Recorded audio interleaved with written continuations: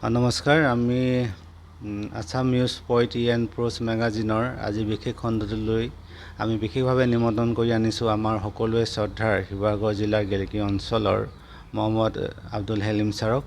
Sir একেধাৰে এজন বিশিষ্ট সমাজকৰ্মী তথা আমাৰ অঞ্চলৰ প্ৰতিটো দল সংগঠন অনুষ্ঠান প্ৰতিষ্ঠানৰ লগত বিশেষভাৱে জড়িত আৰু ছাৰক আজি আমি অনুষ্ঠানত পাই সঁচাকৈ ছাৰক অশেষ ধন্যবাদ জ্ঞাপন কৰিছোঁ। ছাৰ, আমাৰ এই অনুষ্ঠানলৈ আপোনাক বিশেষভাৱে আদৰণি জনাইছোঁ। হয়, আমিও আমাৰ ফালৰ পৰা ধন্যবাদ জনাইছোঁ। আছাম নিউজ পয়েট্ৰি এণ্ড প্ৰোজ মেগাজিনৰ মুখ্য সম্পাদক গুণমৰাণদেৱ আৰু গেলেকী প্ৰেছ ক্লাবৰ সভাপতি ৱাহিদ আলী ডাঙৰীয়ালৈ মোৰ তৰফৰ পৰা অশেষ ধন্যবাদ জ্ঞাপন কৰিছোঁ। আমি বিশেষভাৱে উল্লেখ কৰিব বিচাৰোঁ সেয়া যে আমাৰ আলোচনীখনে আমি প্ৰতিটো বছৰতে 3টাকৈ বঁটা প্ৰদান কৰি আহিছোঁ আৰু এই বঁটাসমূহৰ ভিতৰত এটা বঁটা হৈছে দিশৌ সাহিত্য সাধনা বঁটা আৰু এই বঁটাটো আমাক এই ছাৰৰ সহিতে তেওঁৰ আত্মীয় স্বজনে বঁটাটো প্ৰদান কৰি আহিছে। এইখিনিতে আমি ছাৰলৈ অশেষ ধন্যবাদ জ্ঞাপন কৰিছোঁ। ছাৰ, আপোনালোকে এই সুবিধাটো দিয়াৰ কাৰণে আমি পুনৰ আপোনালোকক অশেষ ধন্যবাদ আৰু কৃতজ্ঞতা জনাইছোঁ। ধন্যবাদ। আমাৰ ফালৰ পৰাও আছাম নিউজ পয়েট্ৰি এণ্ড প্ৰোজ মেগাজিনৰ কৰ্মকৰ্তালৈ আমি অশেষ ধন্যবাদ জ্ঞাপন কৰিছোঁ। আমাৰ ককা দেউতাৰ স্মৃতিত স্বৰ্গীয় জুমাৰুদ্দিন গান্ধীৰ সোঁৱৰণি মুক্তিযোদ্ধা দিখৌ সাহিত্য সাধনা বঁটা হিচাপে আগবঢ়াবলৈ পাই আমি পৰিয়ালবৰ্গই প্ৰতি বছৰে এই বঁটা প্ৰদান কৰিম বুলি আশ্বাস প্ৰদান কৰিছোঁ। আপোনাৰ বিষয়ে, আপোনাৰ শৈশৱৰ বিষয়ে চমুকৈ জানিব বিচাৰিছোঁ। মই শৈশৱতে আমাৰ একেবাৰে ওচৰতে 150 নং গেলেকী প্ৰাথমিক বিদ্যালয়ত পঢ়িছিলোঁ আৰু সেই সময়ত বিদ্যালয়খনৰ অৱস্থা খুব বেয়া আছিল। আমি বস্তা লৈ পেলাই গৈ পঢ়িছিলোঁ শৈশৱত। তেতিয়া ডেস্ক বেঞ্চৰ কোনো তেনেকুৱা ব্যৱস্থা নাছিলে আৰু 150 নং প্ৰাথমিক বিদ্যালয়ৰ পৰা পাছ কৰাৰ পিছত গেলেকী হাইস্কুলত নামভৰ্তি কৰিছিলোঁ। এতিয়া বৰ্তমান এজন অৱসৰপ্ৰাপ্ত শিক্ষক, তাৰ লগতে আপুনি এতিয়াও আজিৰ তাৰিখতো সমাজৰ প্ৰতিটো অনুষ্ঠান প্ৰতিষ্ঠানৰ লগত বিশেষভাৱে জড়িত হৈ আছে আৰু আমাৰ গেলেকী অঞ্চলৰ উত্তৰণৰ কাৰণে আপুনি প্ৰতিটো সময়তে সদা সচেতন হৈ বিভিন্ন কাৰ্যসূচীত অংশগ্ৰহণ কৰি আহিছে। এই সুদীৰ্ঘ জীৱনকালত আপুনি আমাৰ গেলেকী অঞ্চলক উত্তৰণৰ কাৰণে আজিৰ তাৰিখত যদি সোধা হয় যে কি ধৰণৰ আপুনি পৰামৰ্শ আগবঢ়াব? গেলেকী অঞ্চলৰ বহু সমস্যা আছে আৰু মোৰ পঢ়ি থকা সময়ৰ পৰাই মই অঞ্চলৰ উন্নয়নৰ ক্ষেত্ৰত কেনেকৈ আগবঢ়াই নিব পাৰি মই ওতঃপ্ৰোতভাৱে মই জড়িত হৈ আছিলোঁ। 1978 চনত মই গেলেকী হাইস্কুলৰ পৰা মেট্ৰিক পাছ কৰিছিলোঁ আৰু তাৰ পিছতেই মই ডিব্ৰুগড় কানড় মহাবিদ্যালয়ত নাম লগোৱাৰ পিছত অসমত বিদেশী বহিষ্কাৰ আন্দোলন আৰম্ভ হৈছিল আৰু সেই সময়ৰ পৰাই এটা প্ৰভাৱ পৰিছিল আমাৰ সকলোৰে এই অঞ্চলৰ ৰাইজে আগবাঢ়ি ওলাই আহিছিল সামাজিক কামৰ ক্ষেত্ৰত। বিদেশী বহিষ্কাৰ সমস্যা সমাধান হ'ল। তাৰ লগে লগে আমি চিন্তা কৰিছিলোঁ যে গেলেকী অঞ্চলৰ উন্নয়নৰ গোটেই দিশকেইটা যাতে আগবঢ়াই লৈ যাব পাৰোঁ, কিন্তু বহুখিনি ক্ষেত্ৰত এতিয়াও পিছ পৰি আছে। সেইখিনি অলপ লক্ষণীয়, যিহেতু আমাৰ ইয়াত ভাল এখন খেলা ধূলাৰ খেলপথাৰ এখন নাই, নলা নৰ্দমাৰ ব্যৱস্থা নাই আৰু এখন সংগীত বিদ্যালয়ৰ খুব আৱশ্যক আছে ইয়াত গেলেকীত, যাৰ কাৰণে আমাৰ ল'ৰা ছোৱালীৰ বহুতো প্ৰতিভা আছে, উঠি অহা প্ৰজন্মৰ বহুতো প্ৰতিভা লুকাই আছে। সেইখিনি বিকাশ কৰিবৰ কাৰণে এখনি মিউজিক স্কুল হোৱাটো খুব আৱশ্যক বুলি মই ভাবোঁ, বা কালচাৰেল স্কুল য'ত গীত মাত নাট সাংস্কৃতিক দিশটোত আগবঢ়াই দিব পৰা যায়। আৰু মোৰ এইটো খুব আশাও আছিল, কিন্তু আমি কৰিছোঁ যিমানখিনি পাৰোঁ, আমি কিন্তু সফল হ'ব পৰা নাই। অনুষ্ঠান প্ৰতিষ্ঠান বিভিন্ন অনুষ্ঠানত পাতিছোঁ, কলেজত বা স্কুলত বা আমি বিভিন্ন আমাৰ সংগঠনৰ মঞ্চৰ যোগেদি সেই অনুষ্ঠানবিলাক আমি পাতি ল'ৰা ছোৱালীৰ মাজত প্ৰতিভাবিলাক উলিয়াই আনিবলৈ চেষ্টা কৰিছোঁ, কিন্তু যিমানখিনি হ'ব লাগিছিলে গেলেকী সিমান হোৱা নাই। গেলেকী বহু ক্ষেত্ৰত পিছুৱাই আছে। আমি ৰাইজক সচেতন হ'বৰ কাৰণে সকলোকে সংগঠনবিলাককো আৰু আগবাঢ়ি ওলাই আহি এটা সবল শক্তিৰে এটা সুস্থ সবল সমালোচনাৰে আমাৰ যিবিলাক সমস্যা আছে সেই সমস্যাবোৰ যাতে অতি শীঘ্ৰে সমাধান কৰাত সকলোৱে আগবাঢ়ি ওলাই আহে তাৰ বাবে মই আশা কৰিম। পৰিয়ালটো এটা সুশিক্ষিত পৰিয়াল হিচাপে আমাৰ অঞ্চলত এটা সুনাম আছে। আৰু আপোনাৰ ককা এটা সময়ত স্বাধীনতা আন্দোলনত সক্ৰিয়ভাৱে জড়িত আছিল আৰু তেওঁক সময়ত কালক্ৰমত জুনাৰুদ্দিন গান্ধী হিচাপে পৰিচিতি লাভ কৰিছিলে। আৰু আপোনাৰ পৰিয়ালতো বৰ্তমান আপোনাৰ জ্যেষ্ঠ পুত্ৰই এজন চিকিৎসক হিচাপে কৰ্মৰত হৈছে শেহতীয়াকৈ, আৰু আপোনাৰ সহধৰ্মিণীও এখন উচ্চ মাধ্যমিক বিদ্যালয়ত সহ শিক্ষয়িত্ৰী হিচাপে কৰ্মৰত হৈ আছে। আপোনাৰ দৃষ্টিত এটা ঘৰৰ পৰিয়ালত এটা সাংস্কৃতিক পৰিৱেশ বৰ্তাই ৰখাত পৰিয়ালৰ কেনেধৰণৰ ভূমিকা থাকিব পাৰে?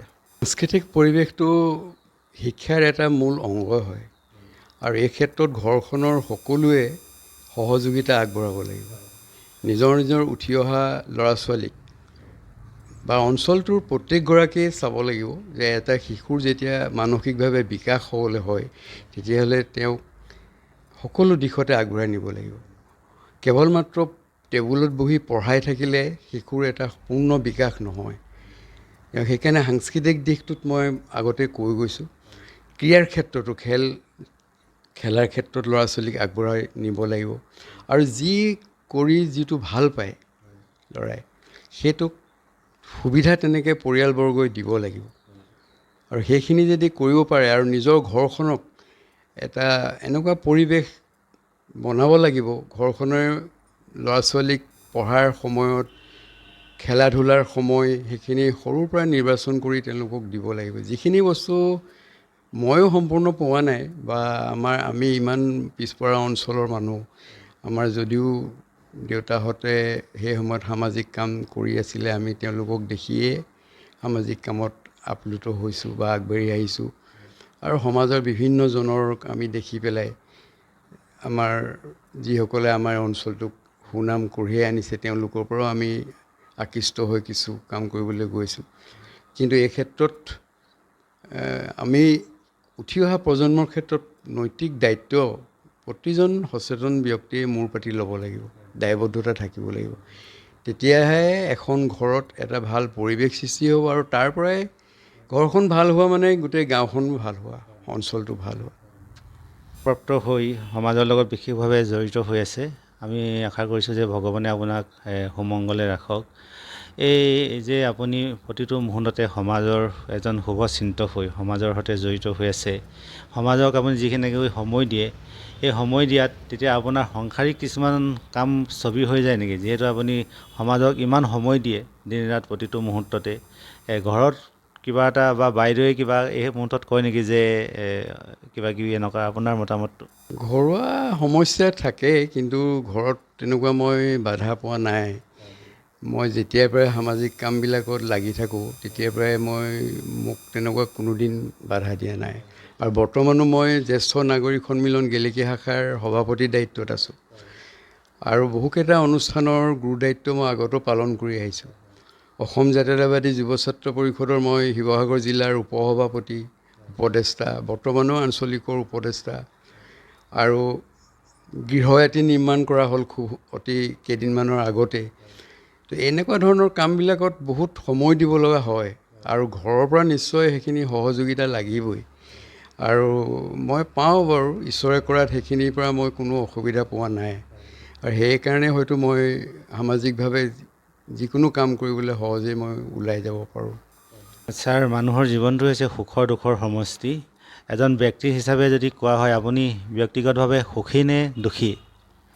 মই ব্যক্তিগতভাৱে সুখী বুলিয়ে ক'ব লাগিব, কিন্তু সামাজিক কিছুমান উন্নয়নৰ আমাৰ অঞ্চলটোৰ যে অলপ পিছুৱাই আছে, এই ক্ষেত্ৰত কিন্তু মোৰ মনৰ কিছুমান মোৰ ক্ষোভ আৰু দুখ আছে।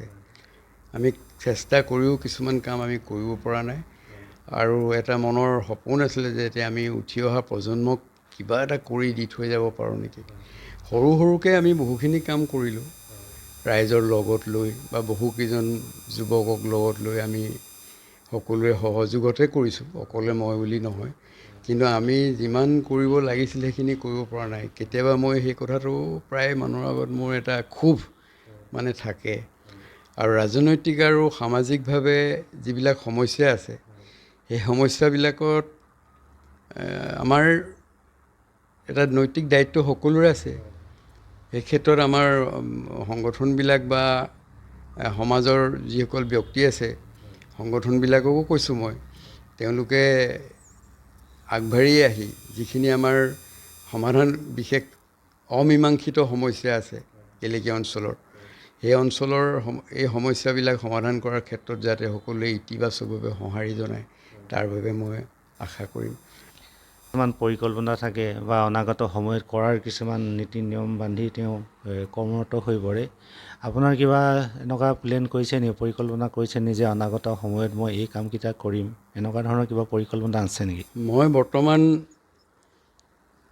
জ্যেষ্ঠ নাগৰিক সন্মিলন গেলেকী শাখাৰ গুৰু দায়িত্ব এটাত আছোঁ সভাপতি হিচাপে। আৰু মোৰ এটা মনৰ ভাৱ পৰিকল্পনা এটা আছে যাতে এটি কাৰ্যালয় ক'ৰবাত অনুষ্ঠিত কৰি যাব পাৰোঁ নেকি, স্থাপন কৰি যাব পাৰোঁ নেকি। তাৰ কাৰণে যথেষ্টখিনি মানে প্ৰত্যাহ্বান আহিব, আৰ্থিকভাৱে হওক বা অন্যান্য কিছুমান শাৰীৰিকভাৱেও মানসিকভাৱেও গোটেইখিনি প্ৰস্তুতি হ'ব লাগিব। সেইটো এটা মোৰ মনৰ ভাৱ এটা আছে, পৰিকল্পনা আছে।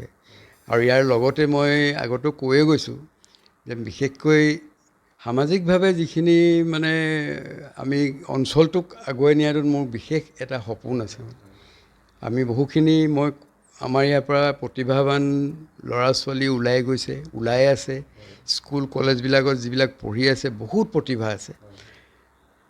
আমাৰ ইয়াৰে বহুকেইগৰাকী শিল্পী মই গান মানে শুনিছোঁ, উঠি অহা প্ৰজন্ম, আমাৰ এই প্ৰণৱজ্যোতি গগৈৰ ছোৱালী, তাইৰ নামটো পাহৰিছোঁ মই, আমাৰ ফিৰোজ হুছেইনৰ ছোৱালীজনী, ঠিক তেনেকৈ আৰু বহুকেইগৰাকী শিল্পী আছে। তেওঁলোকক আমি এখন প্লেটফৰ্ম দিব পৰা নাই, সুবিধা দিব পৰা নাই। কিছুমানে কলাৰ ক্ষেত্ৰত, চিত্ৰৰ ক্ষেত্ৰত, খেলৰ ক্ষেত্ৰতো বহুতখিনি পাৰদৰ্শিতা আছে, কিন্তু সেইখিনি আমি দিব পৰা নাই কাৰণে আমাৰ প্ৰজন্মটো মানে হয়তো বহুত ক্ষতিৰ সন্মুখীন হ'ব। সেইখিনি যদি অকণমান সকলোৰে লগত লৈ আমি অলপ কিবা দি যাব পাৰোঁ তেতিয়াহ'লে ভাল লাগিব। মই এই ধৰণে মানে সপোনবিলাক, পৰিকল্পনাবিলাক মনত ৰাখিছোঁ। কিমান দূৰ পাৰোঁ, যদি স্বাস্থ্য ভালে থাকে তেতিয়াহ'লে নিশ্চয় তাক কৰিবলৈ চেষ্টা কৰিম। সফল হওঁ নহওঁ সেইটো ভগৱানে জানিব, চেষ্টা কৰিম এইটো। এইখিনিতে অসমৰ সামগ্ৰিক পৰিস্থিতিলৈ লক্ষ্য কৰোঁ, সামাজিক আৰু ৰাজনৈতিকভাৱে আপোনাৰ দৃষ্টিত অসমৰ সামাজিক আৰু ৰাজনৈতিক প্ৰেক্ষাপটটো কেনেধৰণে বিশ্লেষণ কৰিব? বৰ্তমান সময়ত অসমৰ ৰাজনৈতিক আৰু সামাজিক যিটো পৰিস্থিতি বৰ দুৰ্দুল্যমান অৱস্থা এটাত আছে। আগতেও খুব এটা বেয়া অৱস্থালৈ গৈছিল, কিন্তু পিছৰ সময়ছোৱাত অসমত এটা নিশ্চয় বহুত পৰিৱৰ্তন হ'ল। বৰ্তমানেও এটা অৰাজনৈতিক যিটো সংগঠনসমূহৰ ভূমিকা হ'ব লাগিছিলে এই ক্ষেত্ৰত, এই আৰ্থ সামাজিক দিশটো আগুৱাই নিয়া আৰু ৰাজনৈতিকভাৱে যিবিলাক সমস্যা আছে, অমীমাংসিত সমস্যাবিলাক সমাধান কৰাৰ ক্ষেত্ৰত তেওঁলোকে যিটো ভূমিকা ল'ব লাগিছিলে সেইটো কিন্তু কেতিয়াবা বহুত দূৰৰ পৰা নীৰৱতাৰে অৱলম্বন কৰি থকা নিচিনা দেখা পোৱা যায়। তো তেনেকৈ থাকিলে আমাৰ সমস্যাবিলাক সমস্যা হৈ থাকিব। আৰু আৰ্থিকভাৱে আমাৰ বহুত অসমৰ পিছপৰা আছে, এতিয়াও বহুতো দৰিদ্ৰ লোক আছে। সেই দৰিদ্ৰ লোকসকলক আমি কিদৰে আৰ্থ সামাজিক দিশটোত আগুৱাই নিব পাৰোঁ, এই ক্ষেত্ৰত আমি সকলোৱে, চৰকাৰেও চিন্তা কৰিব লাগিব, সচেতন মহলেও চিন্তা কৰিব লাগিব, অৰাজনৈতিক সংগঠনবিলাকেও ইয়াত বিশেষ ভূমিকা গ্ৰহণ কৰিব লাগিব। আৰু যদি এনেকৈ নহয় তেতিয়াহ'লে যিটো আৰ্থ সামাজিক দিশটোৰ ক্ষেত্ৰত হয়তো বহুত প্ৰত্যাহ্বান আহিব পাৰে। মই সেইকাৰণে অৰাজনৈতিক সংগঠনবিলাকৰ নাম লৈছোঁ। মই এটা অৰাজনৈতিক সংগঠনত আছিলোঁ, অসম জাতীয়তাবাদী যুৱ ছাত্ৰ পৰিষদত। আৰু তেতিয়াই মই এটা বিষয় লিখিছিলোঁ যে সাম্প্ৰতিক সময়ত অৰাজনৈতিক সংগঠনৰ ওপৰত ৰাজনৈতিক সংগঠনবিলাকৰ ভূমিকা। আৰু সেই ক্ষেত্ৰত দেখা যায় বেলেগ বেলেগ জনগোষ্ঠী বহুত হোৱাৰ কাৰণে, আমাৰ ইয়াত জনগোষ্ঠীয় সমস্যাবিলাক থকাৰ কাৰণে সৰু সৰু বহুত সংগঠন সৃষ্টি হোৱাটো স্বাভাৱিক কথা। বহুত সংগঠন হ'ল নিজৰ নিজৰ সমস্যাবিলাক সমাধান কৰিবৰ কাৰণে।